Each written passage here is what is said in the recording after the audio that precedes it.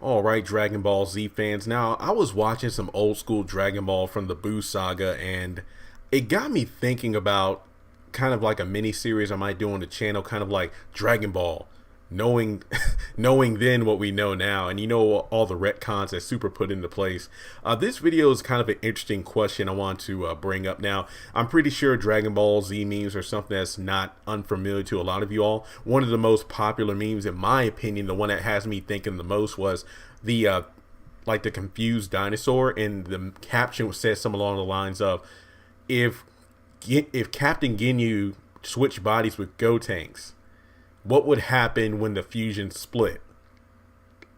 That really blew my mind because I never thought about that. Would Goten and Trunks, when they split from being Gotenks, both be Captain Ginyu? And would Gotenks simply be inside of Captain Ginyu's body? And then it got me to thinking, since we now know that the whole, any kind of Patara fusion between two non-gods, or if they use the Patara fusion, it's only 1 hour instead of being permanent, like it was said to be in Dragon Ball Z by Old Kai. It got me thinking about the most random thing in regards to the fight between Majin Buu and Vegito.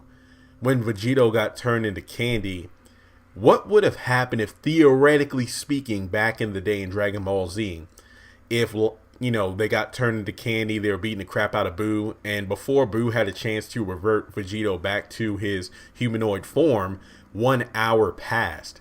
So if the fusion dissolved while he was still a piece of candy, would he just split into two, like jawbreakers or coffee flavored candy, depending on what dub you're watching?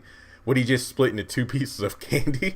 I was just wondering about that while watching the episode. I'm just like, okay, I mean, that would have been interesting. And not to mention, if they diffuse while still being candy, would those candy pieces be sentient just like Vegito was? Because even though I was not the biggest Kefla fan, I did like the fight between Kefla and Goku. It's just that I didn't like what the writers were doing, because fusion's pretty much the excuse to make a character as powerful as you want them to be, because that's the concept of fusion to begin with. Even though Goku was talking about the fusion dance when he first told, like Dende, Popo, Krillin, and Piccolo about it, it's like, that's the point of fusion. Two beings fusing together to create an entirely new being capable of feats that neither one can do on their own.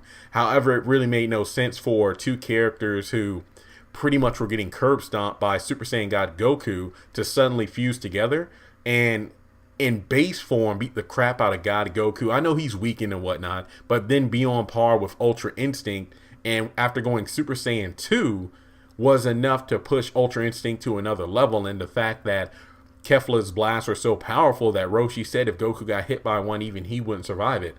So yeah, fusion can make them do whatever they want. And even though that was so ridiculous, you cannot look at Dragon Ball Z and then think it wasn't ridiculous by how powerful Vegito was. Don't get me wrong, Vegito is the MVP, one of my favorite characters, probably my favorite fusion.